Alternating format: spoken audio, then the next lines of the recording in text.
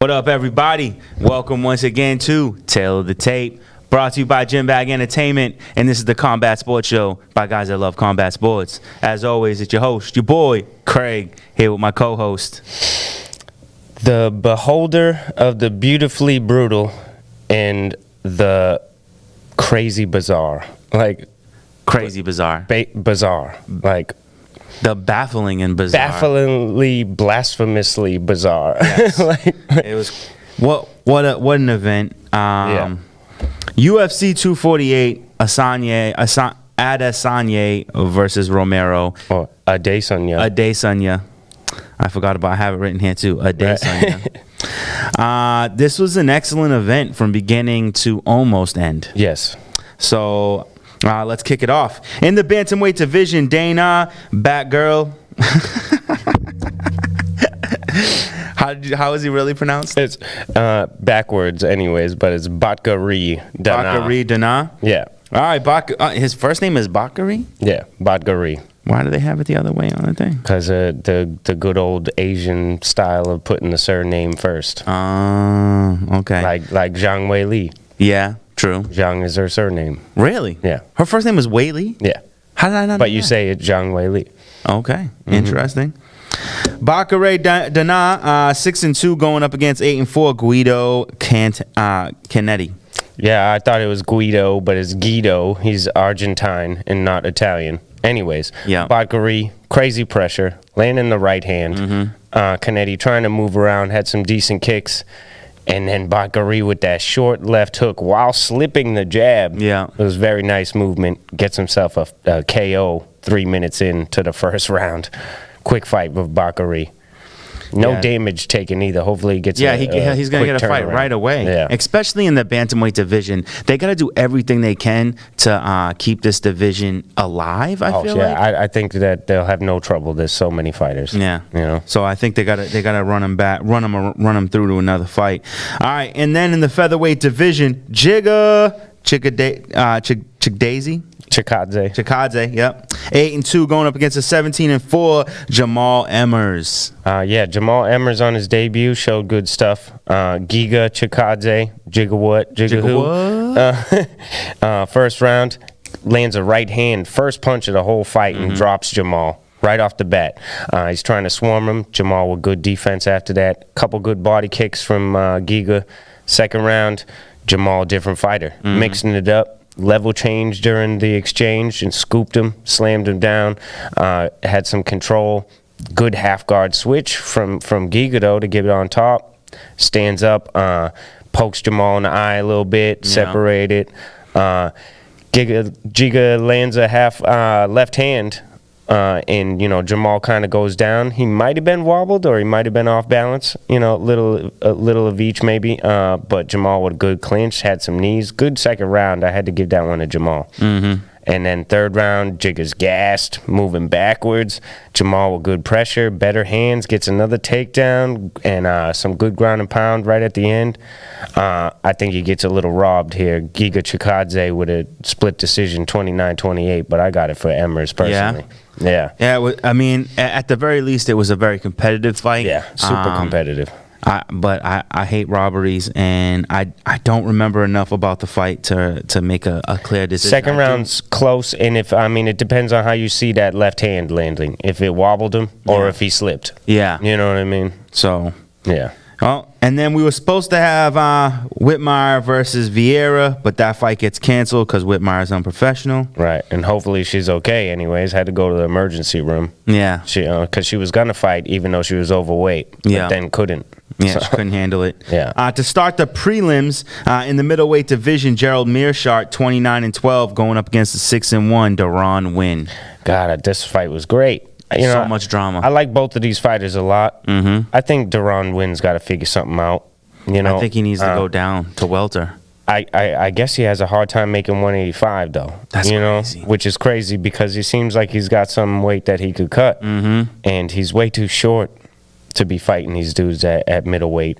His power is fine. Yeah, he's got that power all day. It's the length, and he can't use his wrestling because people are keeping him at range. Mearshart hit him with a low kick right off the bat, on the cup, but that's because wins mad short. Yeah. You know, because he adjusted right away. Good range from Mearshart. Steady 1-2, you know, just steady, consistent.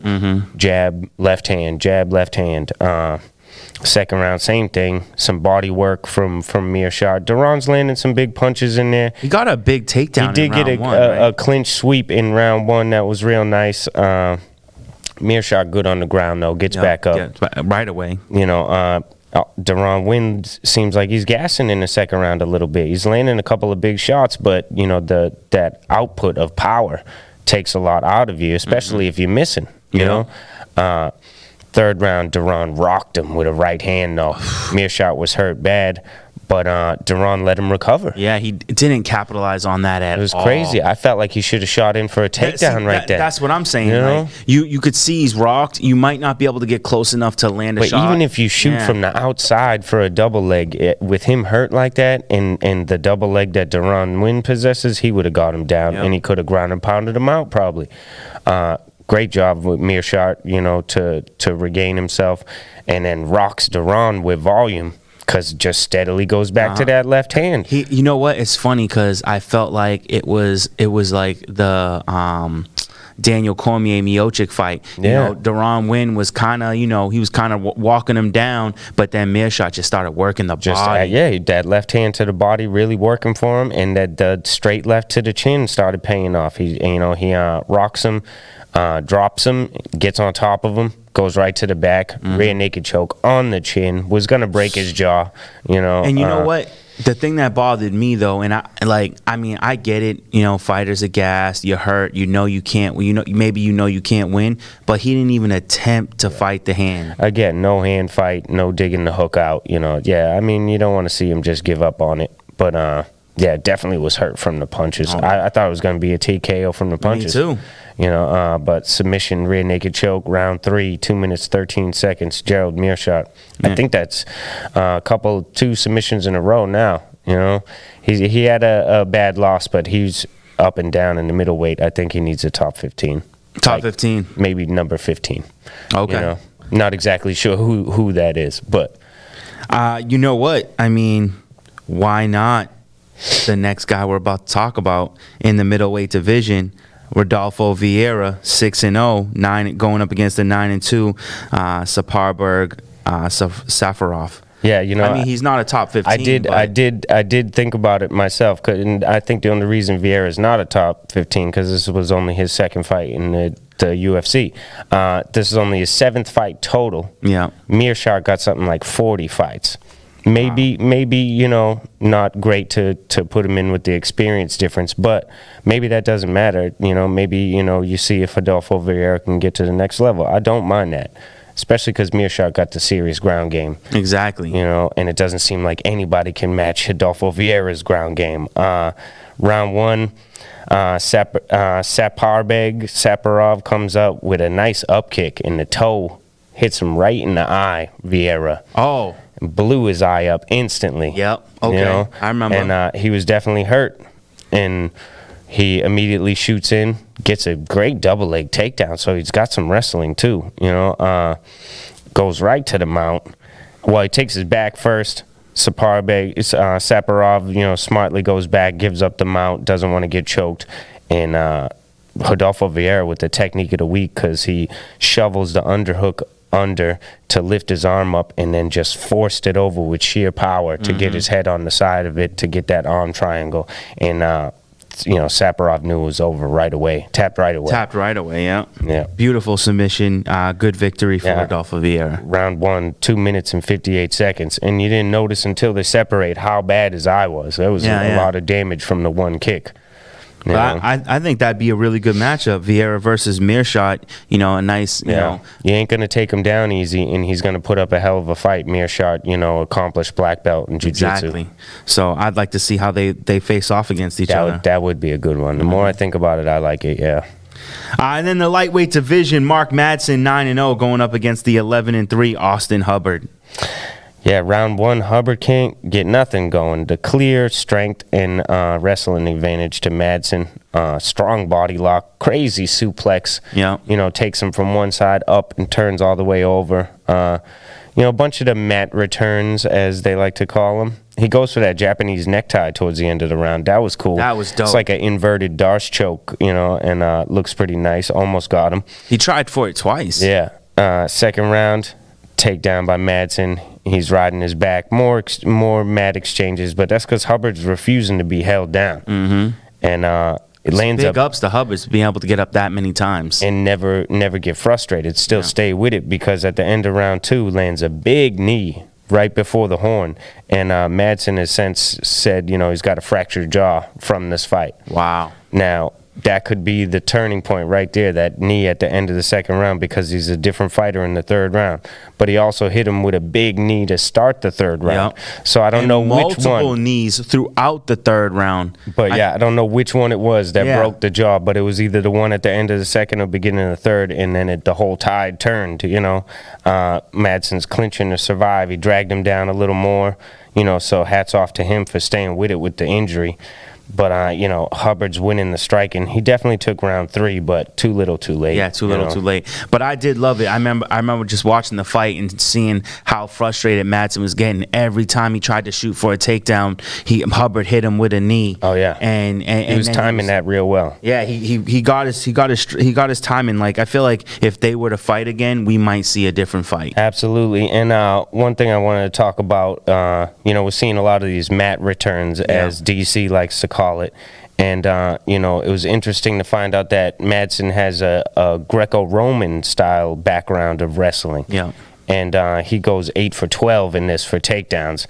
We see the same thing from, Mirab Dvalishvili? Correct. A couple fights ago, like about 8 for 10 takedowns. And, again, Greco-Roman style of wrestling, where you start standing and your goal is to get your opponent to the mat. Yeah. Whereas freestyler wrestlers are trying to pin a guy on the mat, not just take him to the mat. And we see the examples of freestyle wrestlers like DC or Habib Nurmagomedov, and these guys are getting more like 3 takedowns a fight, where they're holding you down the whole time. Exactly. So I think we're seeing these mat exchanges from guys that have that Greco background. They can get you there. But then the guy, he might not be experienced in wrestling like Austin Hubbard, but he's been training mixed martial arts, so he knows how to stand up. Yeah.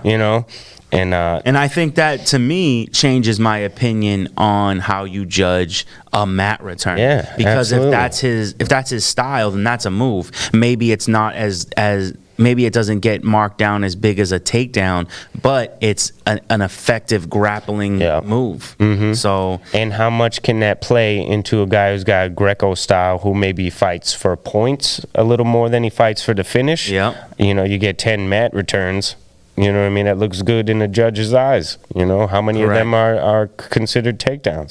Somewhere, I think now that I think about, like, a mat return should be somewhere between an effective counter and a takedown. And I think now it's going to change style of training for a lot of people, to make sure that they're not having this happen to them 8 takedowns in a fight. You know what I mean? Because Austin Hubbard could clearly have beaten Mark Madsen if he could have kept it standing. Yeah, if he could have kept it standing.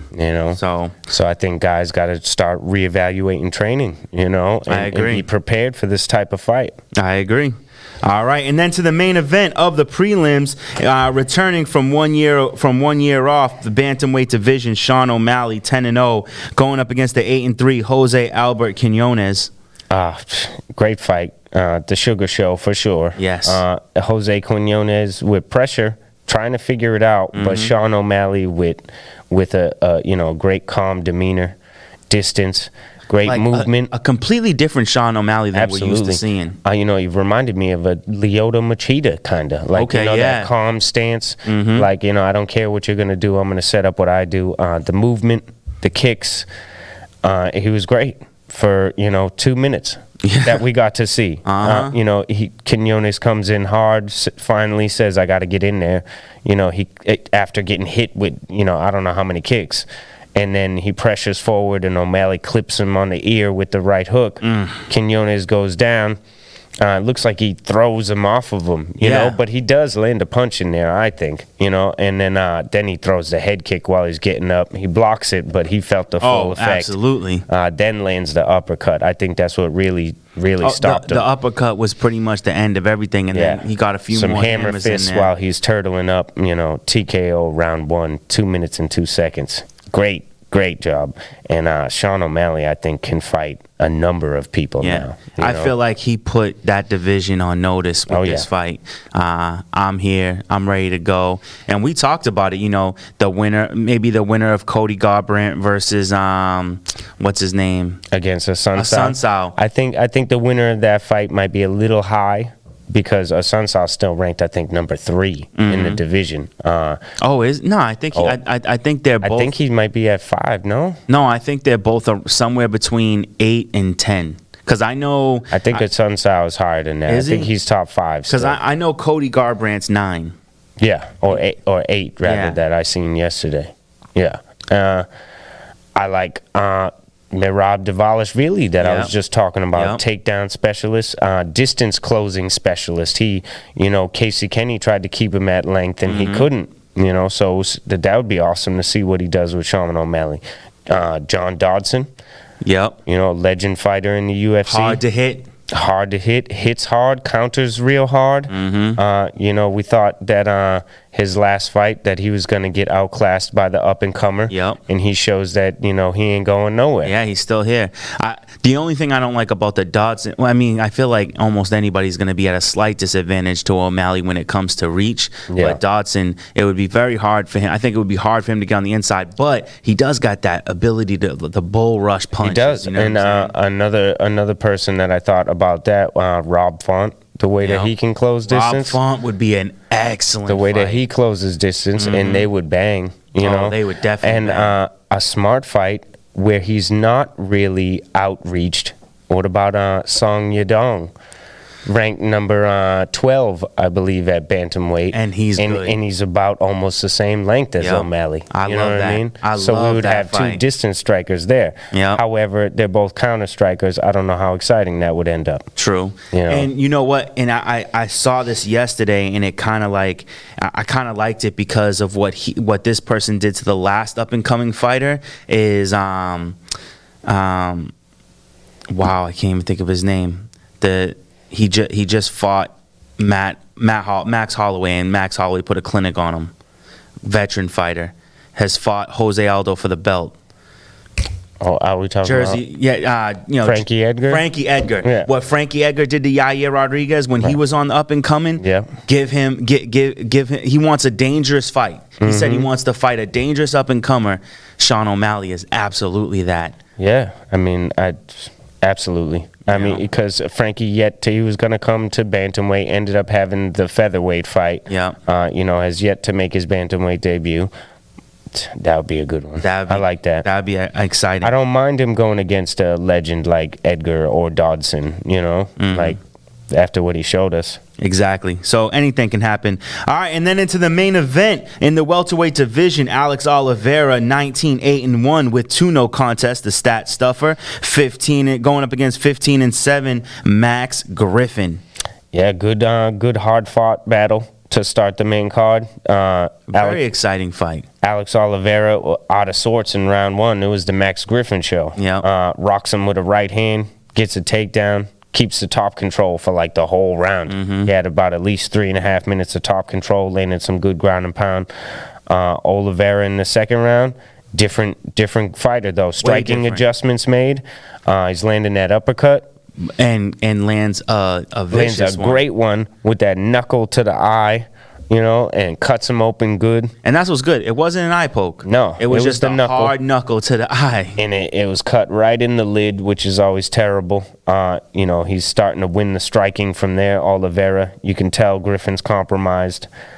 Third round, more of the same with the uppercuts. Gets a takedown, Oliveira, in the ground and pound. That's when it's bad for Griffin. He's a bloody mess. It's just spewing. All into both of his eyes, you know. Oliveira with good ground and pound.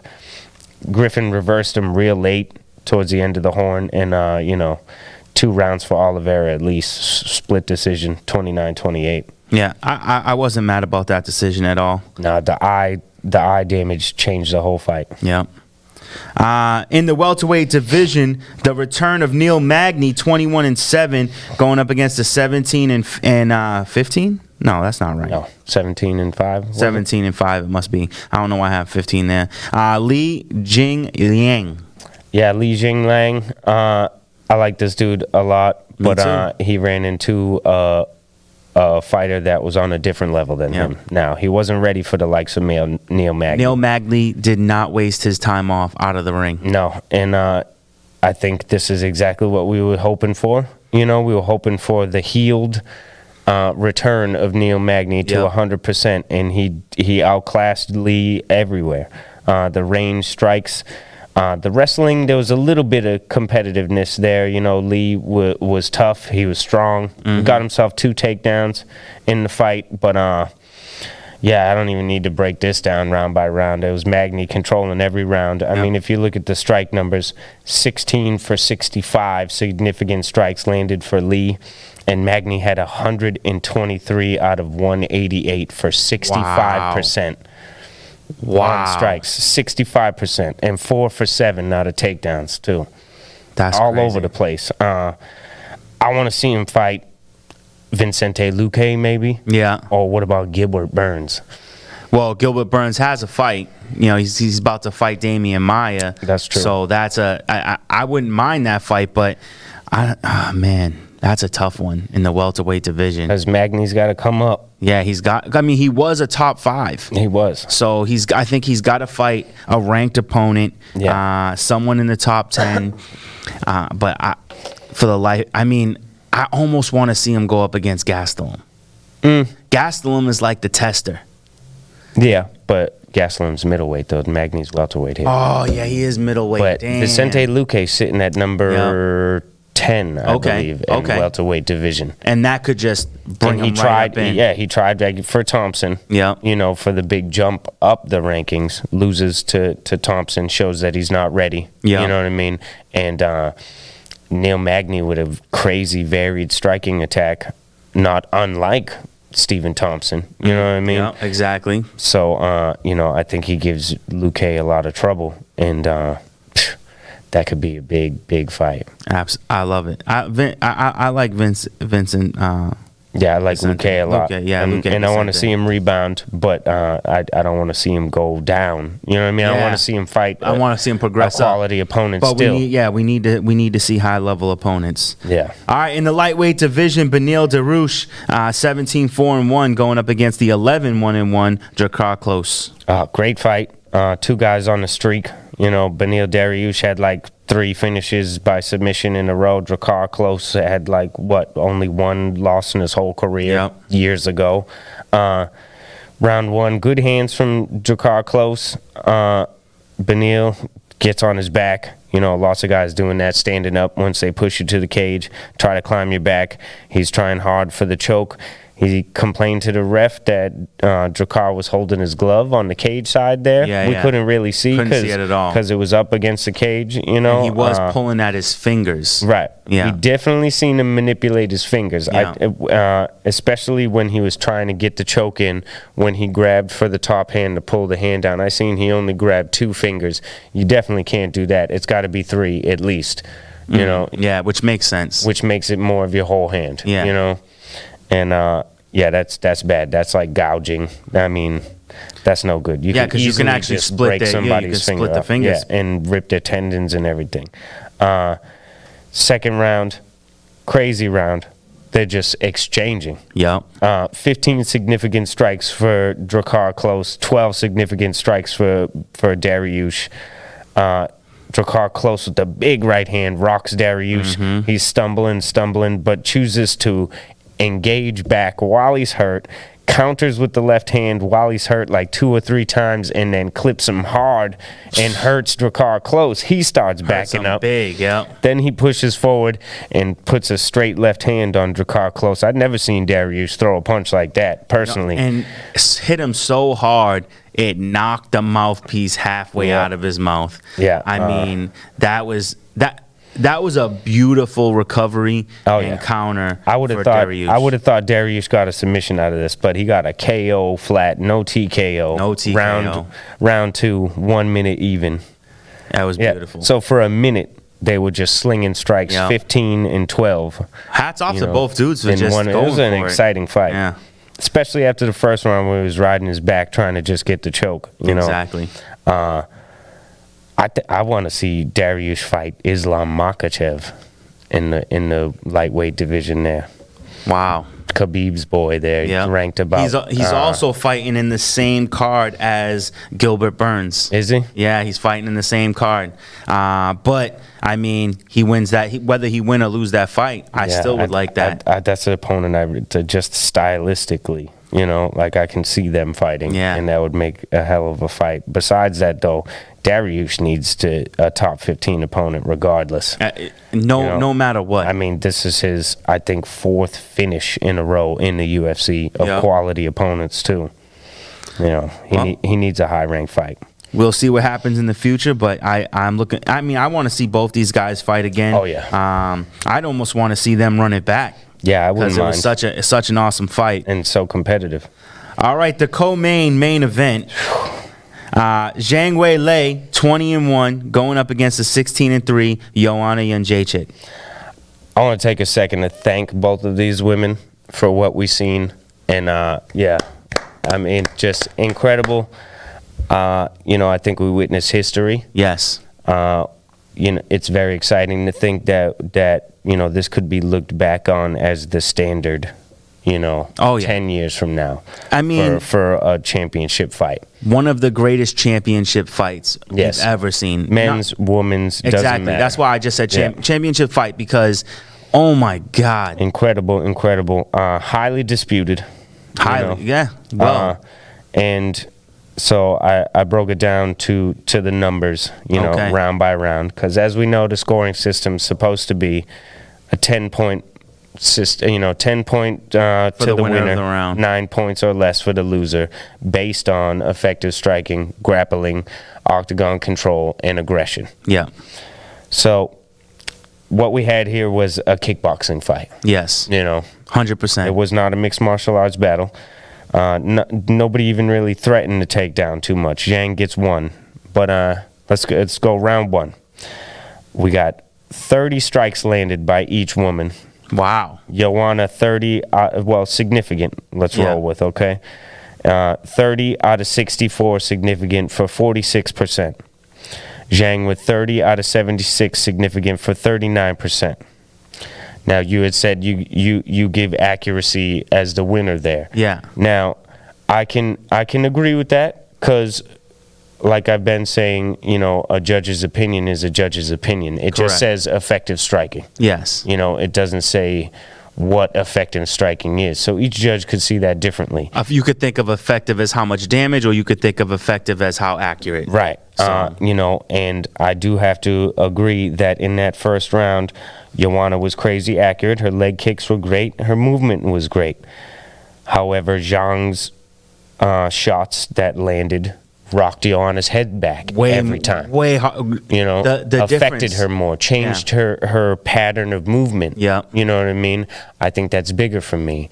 Okay. And I think I give Zhang round 1 based on that. Okay. Even though Joanna has the higher numbers, because they both have 30 landed. Yes. Evenly. Correct. You know what I mean? But Joanna throw only 64, whereas Zhang threw 76. But I think that takes over that, because I also give her the control and the aggression based on the harder strikes. Okay. And the fact that when she would hit her, Joanna's movement would change. Mm-hmm. You know what I mean? Round 2, we got 20 strikes landed for Zhang out of 65 at only 30%. And we have 32 strikes landed out of 59 for Joanna at 51%. Now, that's a clear round, I think, for Joanna because of this discrepancy. She lands 12 more strikes overall, and Zhang only threw 6 more overall, because I think that plays a lot into the judges on what they're seeing. Like if somebody's putting out a higher volume, yes, you know what I mean?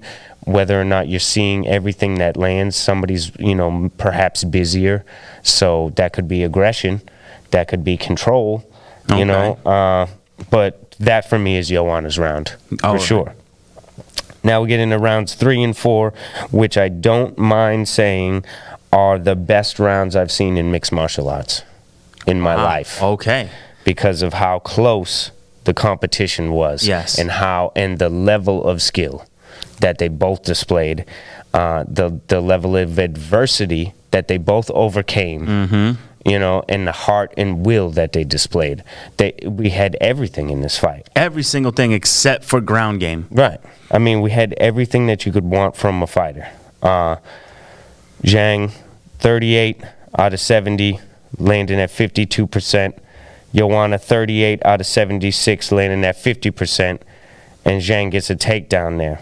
And again, in the third round, Zhang with the harder impact.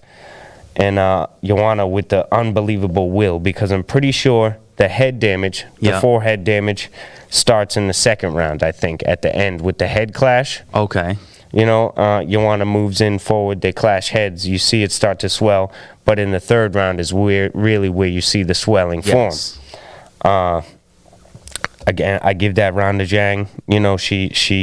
They're even again on the amount of strikes landed, but Zhang's actually the more accurate in that round and gets the takedown in that round. So that's clear. Right.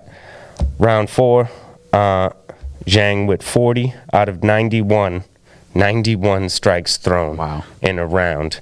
43%.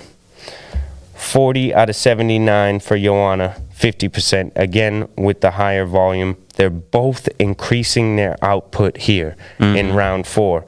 Insane to me. I know, like in the championship rounds. From 71 strikes. I thought the round 3, when I'm done watching round 3, my stomach's in knots. I'm like, that's the best round I've ever seen in mixed martial arts. Yeah. And then round 4, they upped it.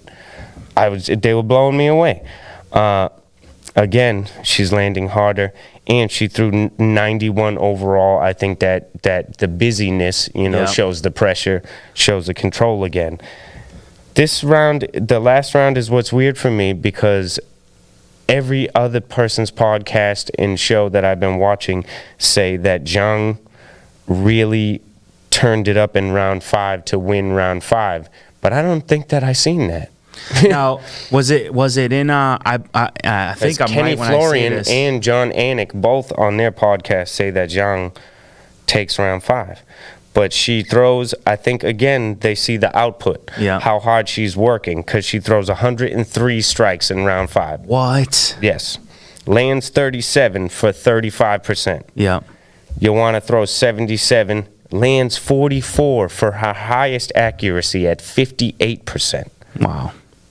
Incredibly accurate round. With her head swole out to here. I think...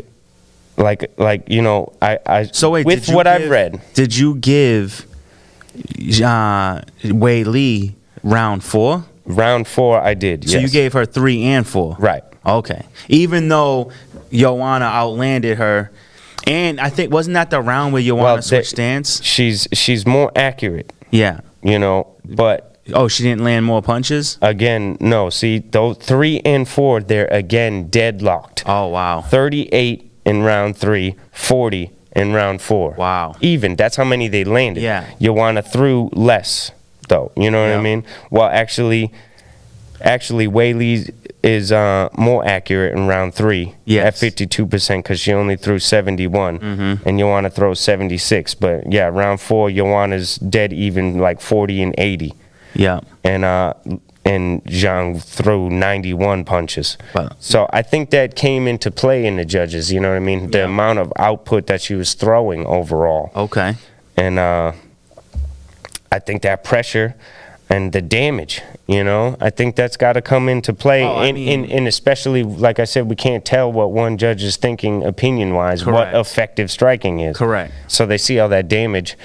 And, Valentina Shevchenko tried to say that, that was from one strike that her forehead swelled like that initially.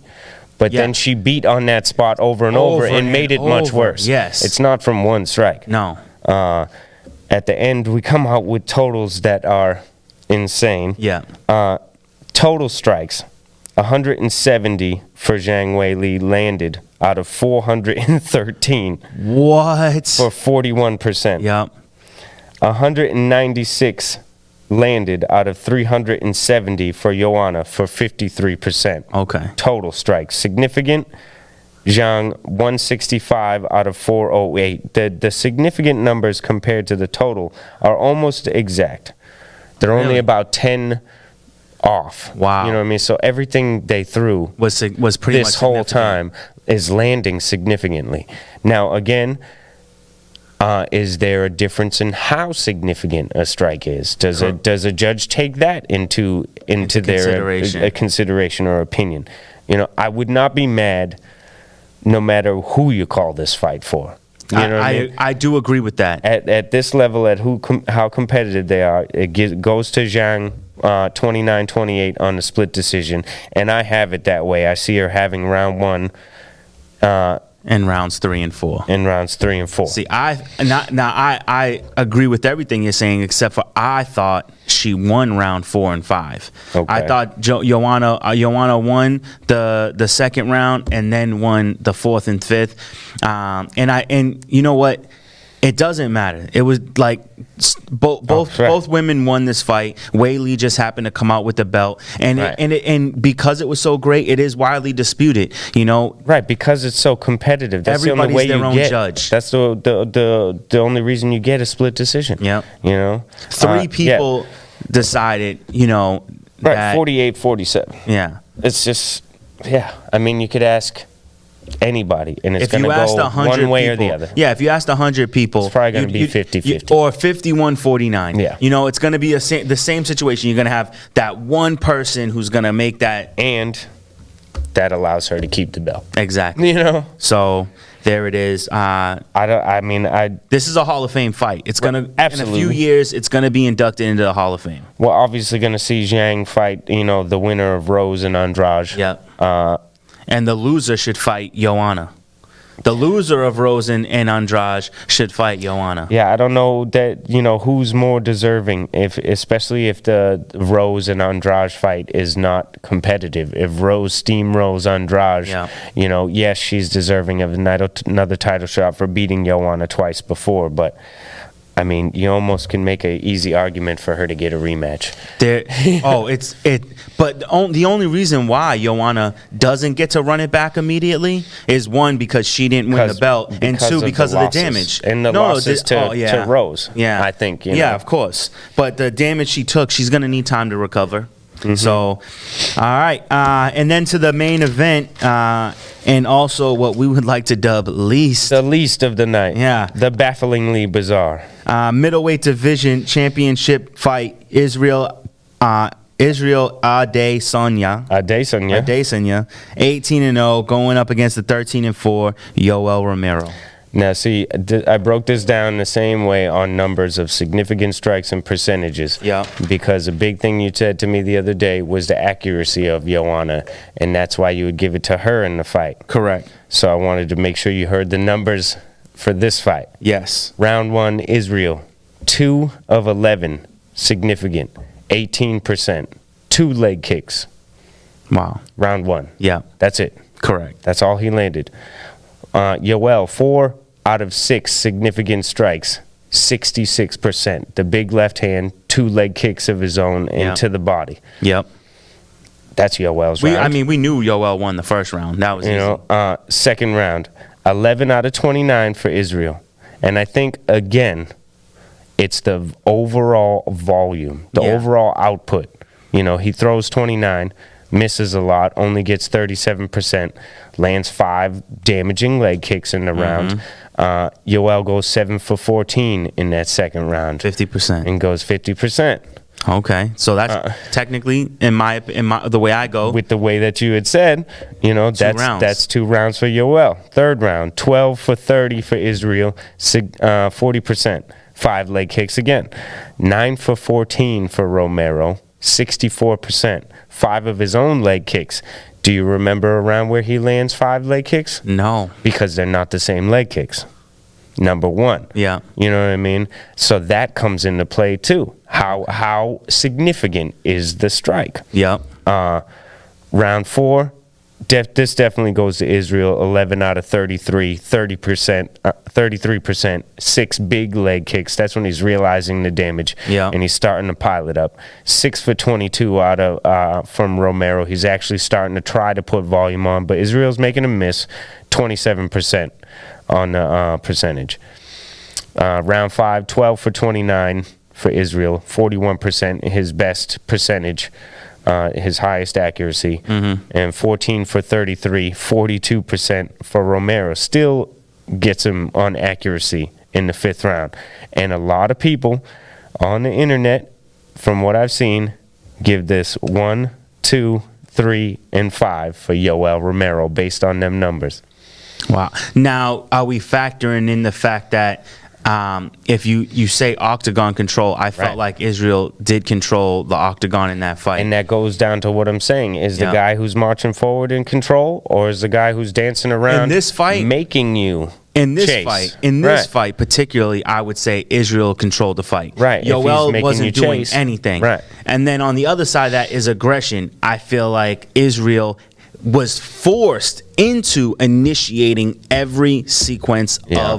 of exchange. Right. So whereas neither of them really look aggressive, Yeah.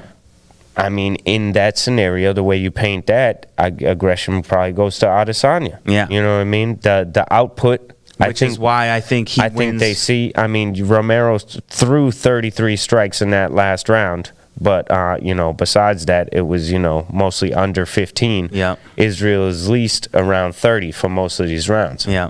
For output. And landing in like the teens. And landing in the teens, at least 10 or more. So I would say the reason why I would say Bizarre fight. Yeah, he gets round 3 and round 5, in my opinion, because of his aggression and the octagon control. Right. I think that gives him the final 3 rounds. And the fact that you're Yoel Romero, you're on a losing streak, and you've been given a title shot, Yeah. and you didn't fight. I think that goes into why the judges didn't give him this fight. It was really weird. Yeah. I think because he didn't show octagon control. He didn't show any aggression. His striking wasn't effective. Even if these numbers are more accurate, most of the rounds, I don't think he was more effective. Correct. Especially the output being so low. Israel Adesanya didn't even look like he was in a fight. No, he had the one swelling from the one left hand, which Yep. was a crazy shot. Which was in the first round, yeah. Right. So, I mean, yeah, Israel definitely a little scared of the power and definitely a little confused at what the hell Yoel was doing. Definitely just tried to play it smart, but he had a ton to lose. yeah. Yoel should have went for it. I'm not mad at takedown attempt. I'm not mad at Israel because he's got way more to lose. He could lose his belt. He could lose the chance at the paydays he's getting. Yeah. And Romero had nothing to lose, and he didn't go for it. He didn't go for it at all. And Izzy didn't have to. And I could see doing your little stupid thing in round 1 and round 2, but and even maybe even round 3. But once you got into the championship rounds, you showed zero. And then you want to talk about he ran. This wasn't a fight, man. You didn't fight. Right, you didn't fight. And I hate people say you can't do much when the guy's running away from him. Yeah, you can. You can catch him. Yeah, you I don't care. corner him. A guy can't run away from you in the cage or in a ring. Yeah. It's crazy. That doesn't make It's sense like you said to me. the other night. It's evading. Right, not it's running. evading. Cut off his angle. He won't be able to get away from you. Yep. Don't give him an angle of escape. You know what I mean? If he goes to run, get him from behind. What are you talking about running? That doesn't make sense you to have me. excellent If he gets away wrestling. from you, it's because he's evading you. Yeah. If you can't catch him, run after him. Yeah. You know what I mean? Get him. That's what it comes down to. This is most likely the last chance you get at a belt, Yeah. and you're the reason why you lost. Yeah, you gave it away. So same reason why you lost to Paulo Costa. You didn't do enough. You gave up. There was moments where he was rallying on Paulo Costa and then he would just stop. Right, and we don't even have a split decision here. It's a unanimous decision for Israel. 48-47 twice, And one judge called it 49-46 for Israel. Wow. So, I mean, he gave him 4 rounds. Yeah. So, so he probably gave Romero that last one, or maybe the first Well, one. I think he He probably gives him the first one. Yeah. The round 1 was Romero's round. No doubt about it. But again, he only throws 6, and Israel throws 11. Yeah. So it could even out in some judges' minds. Exactly. I don't know. All right, let's move on to this next event. UFC Fight Night 170, Lee versus Oliveira, Saturday, March 14th, 8 p.m. At the Geneseo Nelson Arena. Oh, am I catching some of the... Oh, yeah, you are, because of that green. All right, we got a great card here for you. Let's start it off right from the beginning in the prelims. In the women's bantamweight division, Veronica Macedo, 6-3-1, going up against the undefeated 3-0 Bia Melekai. Bia Malecki. Mahmoud Meradov and Antonio Carlos Jr. canceled. Yes. So I didn't get which one of them had a problem or whatever, but that fight's canceled. Anyways, Veronica Macedo, unlucky in the UFC, unfortunately, 1-3. Losses to Ashley Evans Smith, Andrea Lee, and Jillian Robertson. And then she finally got a submission win last time against Polyana Viana. She's had 6 cancels. Wow. 2 cancels since the W versus Polyana, which is unfortunate because I got a big-time crush on Veronica Macedo. Really? I don't know if you know about her, but... I don't know about her, but I'm I think she's the best-looking woman in the UFC. Not that that has anything to do with fighting in the UFC. But, hey... Bea Malecki lost on the Ultimate Fighter Season 28 versus Leah Letson. She got a W in her debut submission over Duda Santana. I got to go with Malecki. Yeah, I'm going with Macedo. I want your girl to win? I just want her to win. Okay. I'll be honest. Hey, man, it is what it is. In the men's flyweight division, we have Bruno Silva, 10-4, going up against the 17-3 David Dvorak. Dvorak, yeah. His debut. Yeah, this is his debut for Dvorak. 13 wins in a row, though, and 10 stoppages in a row. 10 finishes. Bruno Silva, submission loss in his debut versus Khalid Taha. So 2 young gunners here in the flyweight division, and we need it. We need good guys in the flyweight division. I think I'm going with Silva. I would figure you going with this dude. 13 in a row, 10 finishes. I got to go with Dvorak. All right, in the women's flyweight division, we have Mayra Bueno Silva going 5-0, going against 9-3 Marina Moraz. Yeah, women's flyweight, another division we need contenders in. Absolutely. So I like this again. 2 fighters I don't even know. Mayra Bueno Silva, she's been out for a little while. I don't know where she's been, honestly. I was trying to find information because she was on the Contender in 2018, won, and then she won her debut in armbar against Jillian Robertson. Whoa. And then we haven't seen her since. Against Jillian Robinson. She's got great submissions. Yeah. And she's an undefeated fighter, I think. Yeah, she's 5-0. Yeah. Marina Moroz, 4-3 in the UFC, been around a while. Decision losses versus Esparza and Angela Hill, and that was at strawweight though. She had trouble making weight, fighting at flyweight now. Okay. Got a decision win against Sabina Mazo. Oof. She's had 5 cancels at strawweight, but that was always never making weight. Yeah. All right, I got to go with Silva. I love that 5-0 Yeah, I like record. that, and I want to see her do something. I don't know where she been. All right, and then in the bantamweight division, Ronnie Yahya. Yaya. You remember him? He's been around forever. I don't know. Yeah. I don't recognize him. I'll probably recognize him when I see him in the octagon. Right. 26-10 with 1 no contest, going up against the 16-5-1 Enrique Barzola. I like Barzola, though. Yeah, Hani Yahya, WC veteran. He was around forever. He's 11-4 in the UFC. Actually, a great record. Wow. He's actually got 3 submissions in a row, then a decision loss to Ricky Simone. He had 3 good submissions in a row. He was on his way back up, and then he fought Ricky Simone in Ricky Simone's debut, and lost by decision. Enrique Barzola, the Ultimate Fighter Latin America, 6-3 in the UFC. I feel like we've been seeing him lose, but He had a decision loss versus Kevin Aguilar. Got a win against Bobby Moffitt, and then he lost last time against Movsar Evloev. This is a tough one. This is a tough one. It's a tough pick. I'm going to go with Enrique Barzola. I like Barzola, man. He's gritty as hell, and seems to get a bad shake most of the time. All right, we'll see what happens. And then in the welterweight division, Elizeu Zaleski dos Santos, 21-6, going up against the 20-1 Alexei Kunchenko. Yeah, Kunchenko. Elizeu Zaleski, 7-2 in the UFC. He had 7 wins in a row. And then he got TKO'd versus Li Jianlang, who just lost to Neil Magny. But he was on a tear when he was putting people down. He certainly was. Kunichenko is 2-1 in the UFC. He's got decision wins versus Thiago Alves and Yushin Okami, 2 veterans, and then decision loss versus Gilbert Burns in the last one where he didn't do anything. Do you remember that? No. Burns was like Kunichenko just didn't try. No urgency. Huh. Yeah, it was crazy. And yeah, I didn't like that fight at all. I got to go with Elizeu Zaleski. Now that you done told me that, I got to go with Zaleski too. All right. And then in the strawweight division, Amanda Ribas, 8-1, going up against the 10-7-1 Randa Marcos. It's a tough fight. Randa Marcos, the Ultimate Fighter 20, 6-5 in the UFC. Had the submission win versus Angela Hill, decision loss versus Claudia, and a decision win versus Ashley Yoder last, which was a good fight. Yeah, I like Yoder too.